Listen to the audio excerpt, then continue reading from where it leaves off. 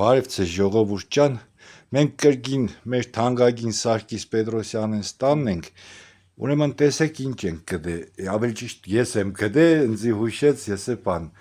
հին ավստրիական հրացան է, մուշկետ է, 1820 թվերի, չէ երևի։ Հա, երևի 20-ական սկիզբ։ Ու այս հրացանը ունի պատմություն, որ նոր ես կուզեի հենց մեր պարոն Պետրոսյանին որ պատմեր մեզի,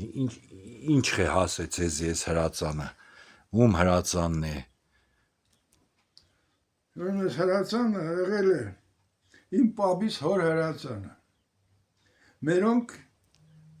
արաշկերտցիներ են։ Ուրեմն մեր Պետրոսյան ազգանունը Օդաբաշի Պետրոսի անունից է։ Օդաբաշի Պետրոսին սպանել էր Ալաշկերտի քուրդ բեգի տղեն։ Եվ բանը ինք Պետրոսը ունեցել էր մեկ քանի զավակ, որոնցից երևի 3-ն էին տղա եղել, ու տղեկից փոքրը որոշել էր վրեժ լուծել։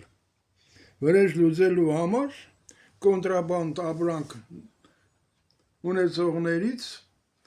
առել էր այս հրացանը, ավստրիական հրացանը։ Ուրեմն տվել էր 10 ոչխար, 10 ոչխար է մեծ։ 10 ոչխար, 2 կամպրի ձակ, եւ 2 ոչխար էլ տվել էր, որ իրանք կրակել սովորեցնեն։ Այս հեշտ չէր էլի բանը կրակել սովորելը, որտեղ դրա համար պետք է նաեւ կարողանային կայսքարի հետ, բանի հետ կապված հարցեր լուծել։ Իրանց ասելով չախմախի էլի։ Մի խոսքով եւ հարմար պահերի է սպասել եւ հարմար պահերը երևի եկել են այն ժամանակ, երբ որ սկսվել է ռուս-թուրքական 1828-29 թվի պատերազմը։ Ու քանի որ պապի սերը Մուրադը Պետրոսի տղան զենք է ունեցել, ինչ որ խմբի մեջ է մտել, որոնք օգնում էին ռուսական զորքերին թուրքերի ու քրդերի դեմ։ Հետո երբ հաշտությունը արդեն կնքվել է, Ադրիանապոլսի հաշտությունը 1829 թվի, բնականաբար նրանք մնալ Ալաշկերտում չէին կարող։ Պետք է հեռանային Ալաշկերտից եւ այն գաղթականությունը, որը սկսվել էր մոտ 100,000 արևմտահայեր տեղափոխվեցին Արևելյան Հայաստան, որ արդեն Ռուսաստանի տիրապետության տակ էր, ու մերոնք էլ դրանց հետ էին։ Պատմելով ճանապարհին, ուրեմն Մուրադը հետ է տարել, հասել է նորից Ալաշկերտ,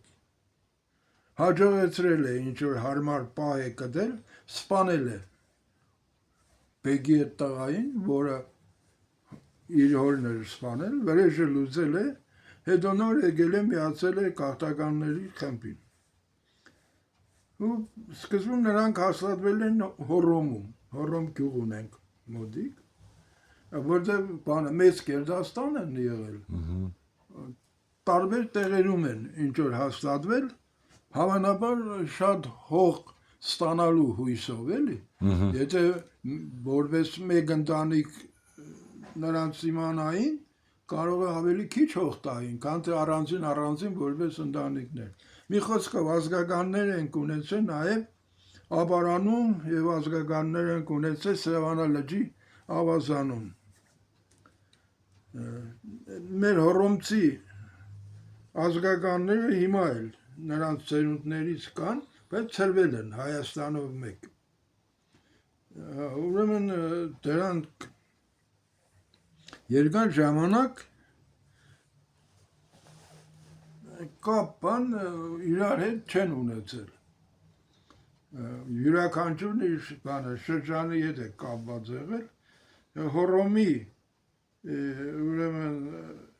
գյուղը մեր ունեցել է նաև պապս, որը 12 տարեկան է եղել եւ ուղղակի հորմայից հետո փախել եկել է քաղաք։ Ու խալատովների խալատյանց հարուսներ են եղել, նաև բաներ հայագետներ են տվել խալատյանցները, հա, սրանց մոտ բանը տնային ծառայության է մտել։ Հետո այնքան մաքուր եւ բանը սիրելի երեխա է եղել, որ տան ընտանիքի անդամների համարյա կարգավիճակ է ունեցել։ Ու նրանք են ամուսնացրել, նրանք են եղել իր ունեցած, պապիս ունեցած զավակների քավորները։ Մի խոսքով պապս գրագիտություն է ստացած եղել իրանց մոտ, իրանց երեխեքի հետ միասին։ Ես նույնիսկ ծերագիրն եմ տեսել, շատ մաքուր ծերագիր ուներ պապս։ Մի խոսքով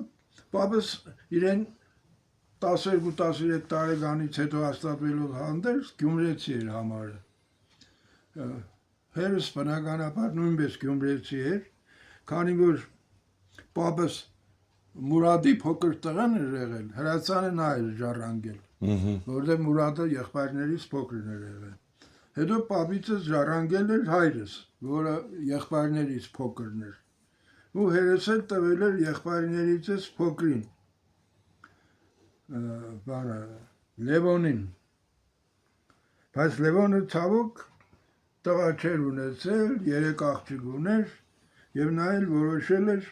այս հրացանը տալ իմ Գարեկին անունով տղայիս, որը հորս անունն էր կրում։ Եվ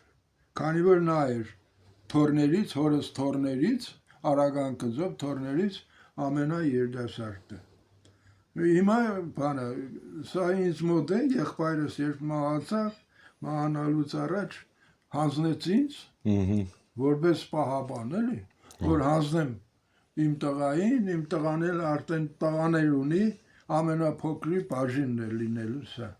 Այսինքն տոմական պապից թոր պես եկե 1008-ը լսեք ժողովուրդ 1800 թվից եկե հասել է մինչև 2025 թիվ ու հələ պետք է տա։ Հա։ Հա։ Եղավ։ Շնորհակալություն շատ։